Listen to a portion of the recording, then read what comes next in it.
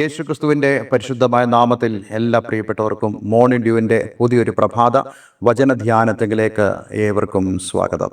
കഴിഞ്ഞ ദിവസങ്ങളിൽ വളരെ അനുഗ്രഹിക്കപ്പെട്ട ആത്മീക വചനചിന്തയിലൂടെ കടന്നു പോകാൻ തക്കവണ്ണം ദൈവം നമ്മെ സഹായിച്ചല്ലോ. തീർച്ചയായിട്ടും ഇന്നത്തെ സന്ദേശവും നമ്മുടെ ഓരോരുത്തരുടെയും ജീവിതത്തിൽ ദൈവത്തിൻ്റെ അനുഗ്രഹത്തിനും അതേപോലെ തന്നെ ആത്മീയമായ വളർച്ചയ്ക്കും ഉപകരിക്കുമെന്ന് ഞാൻ പൂർണ്ണമായും വിശ്വസിക്കുന്നു. ഇന്ന് നമ്മൾ 1001 മോർണിംഗ് ഡ്യൂ പ്രഭാത വചന ധ്യാനത്തിലേക്കാണ് കടന്നു വന്നിരിക്കുന്നത്. നമ്മൾ കഴിഞ്ഞ ദിവസങ്ങളൊക്കെ പറഞ്ഞതുപോലെ കഴിഞ്ഞ 1000 ദിവസങ്ങൾ അതെ നിങ്ങളോടുകൂടെ എനിക്ക് ദൈവത്തിൻ്റെ വചനം ധ്യാനിപ്പാൻ തക്കവണ്ണം ദൈവം സഹായിച്ചു. നിങ്ങൾക്കെല്ലാവർക്കും അറിയാമായിരിക്കും, നമ്മളുടെ ഒരു പ്രധാനപ്പെട്ട തീമുണ്ട്. ഈ സന്ദേശങ്ങളെല്ലാം കടന്നു പോകുന്നത് ആ തീമിൻ്റെ അടിസ്ഥാനത്തിലാണ്. ആ തീമെന്ന് പറയുന്നത് എങ്ങനെ നമുക്ക് ദൈവഹിത പ്രകാരം ഈ ഭൂമിയിൽ ജീവിക്കാൻ സാധിക്കും എന്നുള്ളതാണ്. നമുക്കെല്ലാവർക്കും അറിയാം, നമുക്ക് ഈ ഭൂമിയിൽ പ്രത്യേകിച്ച് ഒരു ആത്മീകനായിട്ട് അല്ലെങ്കിൽ ഒരു ദൈവ പൈതലായി ദൈവമക്കൾ എന്ന നിലയിൽ നമുക്ക് ജീവിക്കുക എന്ന് പറയുന്നത് വളരെ പ്രയാസമേറിയ സാഹചര്യമാണ്. ഞാൻ കഴിഞ്ഞ ദിവസം എൻ്റെ സഭയിൽ ഞായറാഴ്ച ദൈവവചനം ശുശ്രൂഷിക്കുമ്പോൾ വളരെ വ്യക്തമായൊരു സന്ദേശം പറയാനിടയായി തീർന്നു. കർത്താവ് നമ്മളുമായി ചേർന്ന് ഒരു എൻ്റർപ്രൈസിലാണ്, അതായത് ഒരു ഉദ്യമത്തിലാണ് ആയിരിക്കുന്നത്. എന്നാൽ ഈ ഉദ്യമത്തിൽ നമ്മളിവിടെ ആയിരിക്കുമ്പോൾ നമുക്കെല്ലാവർക്കും അറിയാം, നമ്മുടെ കർത്താവ് ഫിസിക്കലി ഈ ഭൂമിയിലില്ല നമ്മളോട് കൂടെ. പക്ഷേ നമുക്ക് ഓരോരുത്തർക്കും ദൈവത്തിൻ്റെ ആത്മീയമായ സാന്നിധ്യം, അവൻ്റെ പ്രസൻസ് നമുക്ക് അനുഭവിച്ചറിയാൻ സാധിക്കും. പക്ഷേ പലപ്പോഴും നമ്മുടെ ജീവിതത്തിൽ സംഭവിക്കുന്ന ഒരു കാര്യം, പലരും ദൈവത്തിൻ്റെ ആ ആത്മീയ സാന്നിധ്യത്തിൻ്റെ ഉള്ളിലേക്ക് കടന്നു വരുന്നില്ല എന്നുള്ളതാണ്. അതുകൊണ്ട് തന്നെ ദൈവവചനം കേൾക്കാനോ വായിക്കാനോ പ്രാർത്ഥിക്കാനോ പലപ്പോഴും അവർ സമയമെടുക്കാറില്ല. നമുക്കെല്ലാവർക്കും അറിയാം, നമ്മൾ ഈ ഭൂമിയിലായിരിക്കുമ്പോൾ നമുക്ക് ധാരാളമായ പോരാട്ടങ്ങളുണ്ട്. പോരാട്ടം എന്ന് ഞാൻ നിങ്ങളോട് പറയുന്നത്, നമ്മൾ ഏതെങ്കിലും ഒരു സംഘർഷത്തിലേക്ക് ഏർപ്പെടാറുണ്ട്. നമുക്കെല്ലാവർക്കും അറിയാം, നമുക്ക് മാനസികമായ സംഘർഷങ്ങളുണ്ട്, അതേപോലെ തന്നെ ശാരീരികമായ സംഘർഷങ്ങളുണ്ട്. ഞാൻ ചെയ്തതായ ഒരു പഠനത്തിൽ അല്ലെങ്കിൽ എൻ്റെ നിരീക്ഷണത്തിൽ എനിക്കൊരു കാര്യം ബോധ്യപ്പെടാനിടയായി തീർന്നു. കർത്താവ് യേശുക്രിസ്തുവിനെ ഹൃദയത്തിൽ രക്ഷകനും കർത്താവും ദൈവമായി സ്വീകരിച്ച് ദൈവവചനം അനുസരിച്ച് ജീവിക്കുന്നവർക്കാണ് ഇന്ന് ലോകത്തിൽ ഏറ്റവും അധികം പ്രതികൂലങ്ങൾ ഉള്ളത്, അല്ലെങ്കിൽ ഏറ്റവും അധികം അഡ്വേഴ്സിറ്റീസ്, കഷ്ടതകൾ ഉള്ളത്. അതിൻ്റെ കാരണം മറ്റൊന്നുമല്ല, അവർ ഈ ഭൂമിയിൽ ദൈവഹിത പ്രകാരം ജീവിക്കുന്നു എന്നുള്ളതുകൊണ്ട് ഈ ലോകത്തിൻ്റെ അധിപൻ എന്ന് വിശുദ്ധ വേദപുസ്തകം വിശേഷിപ്പിക്കുന്നതായ അത് സാത്താൻ പലപ്പോഴും അവരോട് സംഘർഷം ചെയ്യാൻ ആഗ്രഹിക്കുന്നു. പക്ഷെ അതിന് നടുവിൽ നമ്മൾ തടർന്നു പോകേണ്ട കാര്യമില്ല. കാരണം നമ്മൾ ജയം പ്രാപിക്കുന്നവരാണ്. ദൈവത്തിൻ്റെ വചനം അനുസരിച്ച് ജീവിക്കുന്ന ഏതൊരു വ്യക്തിക്കും സാത്താൻ്റെ മേൽ ജയം പ്രാപിക്കാൻ കഴിയുമെന്നുള്ളതിൽ യാതൊരു സംശയമില്ല. അതിന് സഹായകരമായ ധാരാളം ദൈവവചന ഭാഗങ്ങൾ നമുക്ക് വിശുദ്ധ വേദപുസ്തകത്തിൽ കാണാൻ കഴിയുന്നുണ്ട്. ഞാൻ ഈ കാര്യങ്ങൾ പറയുന്നത് കേവലം വിശുദ്ധ വേദപുസ്തകം പറയുന്നു എന്നുള്ളത് കൊണ്ട് മാത്രമല്ല, എൻ്റെ ജീവിതത്തിൽ ഞാൻ അത് അനുഭവിക്കുന്നത് കൊണ്ടാണ്. എനിക്കെതിരെ കടന്നു വരുന്നതായ സാത്താൻ ഒരുക്കുന്നതായ സകല സംഘർഷങ്ങളുടെ നടുവിൽ അതെ ഞാൻ ദൈവവചനത്താൽ ദൈവം എന്നോട് സംസാരിക്കുന്നത് നിമിത്തം അതേ ദൈവത്തോടുള്ള കൂട്ടായ്മയിലൂടെ എനിക്ക് അവയെല്ലാം തന്നെ മറികടക്കാൻ സാധിക്കുന്നുണ്ട്. അതുകൊണ്ടാണ് വളരെ ധൈര്യത്തോടുകൂടെ ഈ ഒരു സന്ദേശം ഇന്ന് ഞാൻ നിങ്ങളോട് പങ്കിടുവാനിടയായിത്തീരുന്നത്. അതുകൊണ്ട് എന്നെ കേൾക്കുന്ന പ്രിയമുള്ളവരെ, ദൈവവചനത്തിൻ്റെ പഠനം, നമ്മളുടെ അതിൻ്റെ അടിസ്ഥാനത്തിലുള്ള പ്രാർത്ഥന, ഇവയെല്ലാം തന്നെ ഈ ഭൂമിയിൽ ദൈവഹിത പ്രകാരം നമുക്ക് ജീവിക്കുവാൻ സാധിക്കുമെന്നുള്ളതിന് വളരെ വ്യക്തമായ കാര്യങ്ങളാണ് ഈ വചന ധ്യാനത്തിലൂടെ നമുക്ക് ഉറപ്പാക്കാൻ കഴിയുന്നത്, നമുക്ക് മനസ്സിലാക്കാൻ കഴിയുന്നത്. കഴിഞ്ഞ നാളുകളിൽ ഈ വചന ശുശ്രൂഷയിലൂടെ ദൈവവചനം കേൾക്കുകയും അതേ ജീവിതത്തിൽ പ്രാവർത്തികമാക്കുകയും ചെയ്ത അനേകർക്ക് ഈ ശുശ്രൂഷ വലിയൊരു അനുഗ്രഹമായി തീർന്നു എന്നറിയുന്നതിൽ എനിക്ക് വളരെ സന്തോഷമുണ്ട്. നമ്മൾ ഈ കഴിഞ്ഞ ദിവസങ്ങളൊക്കെ ചിന്തിക്കുന്നത് അബ്രഹാമിൻ്റെ ജീവിതത്തെക്കുറിച്ചാണ്. ഞാൻ അബ്രഹാമിനെ കുറിച്ചുള്ള ഒരു കഥ പറയുക എന്നുള്ളതല്ല എൻ്റെ ഉദ്ദേശം. പലപ്പോഴും ആളുകൾ ചിന്തിക്കാറുണ്ട്, എന്നും അബ്രഹാമിനെ കുറിച്ച് ഞങ്ങൾ കേൾക്കുന്നു, എന്നും സാറായെക്കുറിച്ച് കേൾക്കുന്നു.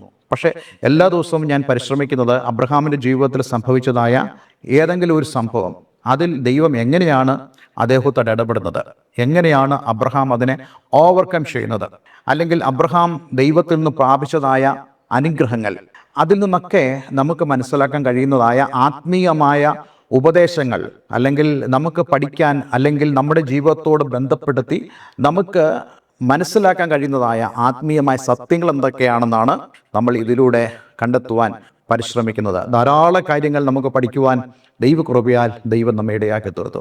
കഴിഞ്ഞ ദിവസം ഞാൻ നിങ്ങളോട് സംസാരിച്ചപ്പോൾ ഉൽപ്പത്തി പുസ്തകം 21 അധ്യായം അതിൻ്റെ 1-ാമത്തെ വാക്യമാണല്ലോ വായിച്ചത്. അനന്തരം യഹോവ താൻ അരുളി ചെയ്തിരുന്നത് പോലെ സാറായെ സന്ദർശിച്ചു. താൻ വാഗ്ദത്തം ചെയ്തിരുന്നത് യഹോവ സാറയ്ക്ക് നിവർത്തിച്ചു കൊടുത്തു. 2 കാര്യങ്ങൾ അവിടെ ഉണ്ട്. ദൈവം അരുളി ചെയ്തിരുന്നത് പോലെ സാറായെ സന്ദർശിച്ചു.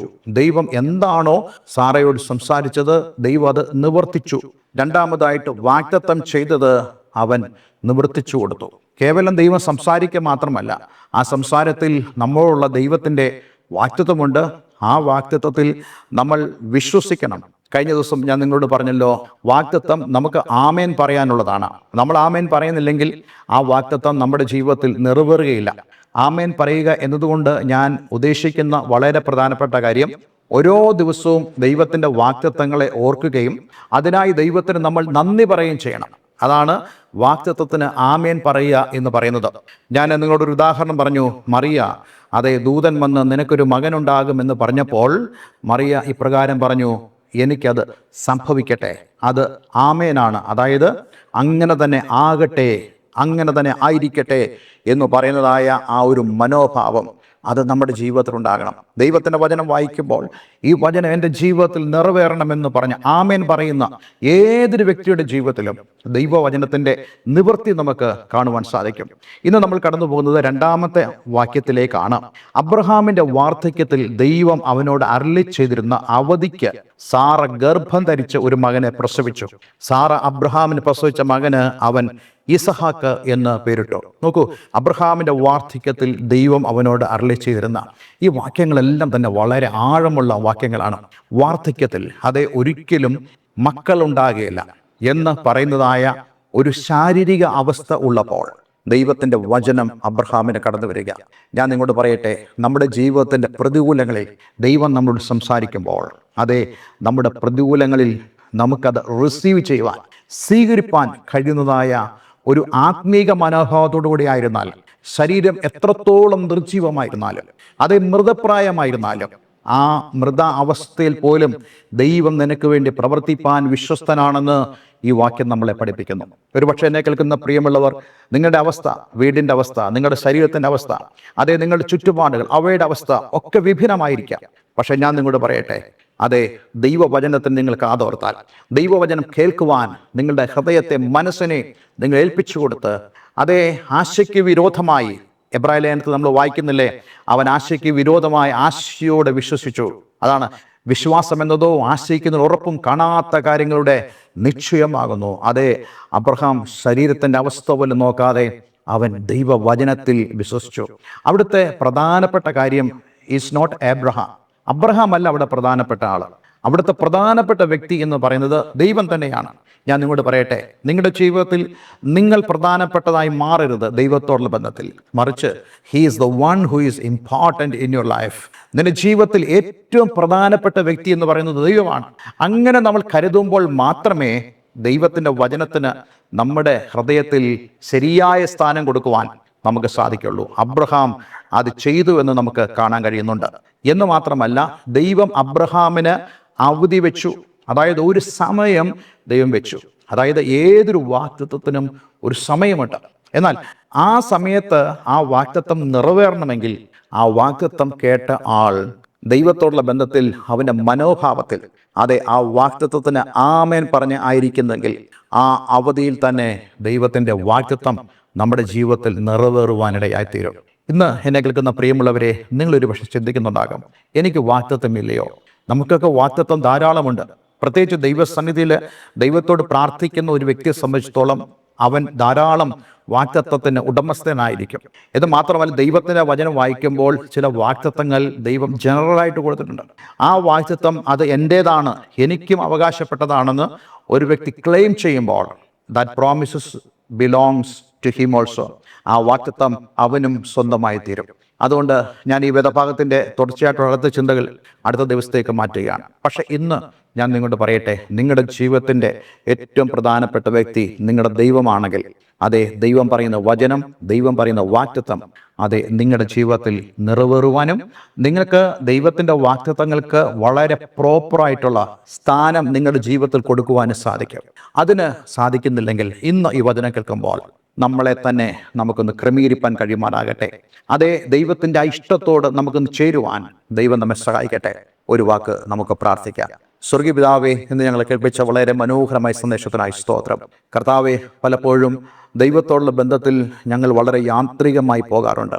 പക്ഷേ ഞങ്ങളൊന്ന് അറിയുന്നു, ദൈവവചനത്തിലൂടെ പ്രത്യേകിച്ച് അബ്രഹാം തുടങ്ങിയതായ വ്യക്തികളുമായി ബന്ധപ്പെട്ട് ദൈവം എങ്ങനെയാണായിരുന്നത്, ദൈവത്തിൻ്റെ അപ്രോച്ച് എങ്ങനെയായിരുന്നു തുടങ്ങിയതെല്ലാം ഞങ്ങൾ മനസ്സിലാക്കുമ്പോൾ ഞങ്ങൾക്ക് ഇപ്പോൾ മനസ്സിലാകുന്നു, ഞങ്ങളുടെ ദൈവത്തിന് ഞങ്ങളുടെ ജീവിതത്തിൽ അതേ ഒന്നാം സ്ഥാനം കൊടുക്കുകയും ഞങ്ങളുടെ ചിന്തകളെക്കാളും ഞങ്ങളുടെ അഭിപ്രായങ്ങളെക്കാളും അതേ പ്രാധാന്യം ദൈവത്തിന് കൊടുത്താൽ ദൈവവചനം ഞങ്ങളുടെ ജീവിതത്തിൽ വളരെ നിർണായകമായ പ്രവൃത്തി വെളിപ്പെടുത്തുമെന്ന് ഞങ്ങൾ അറിയുന്നു.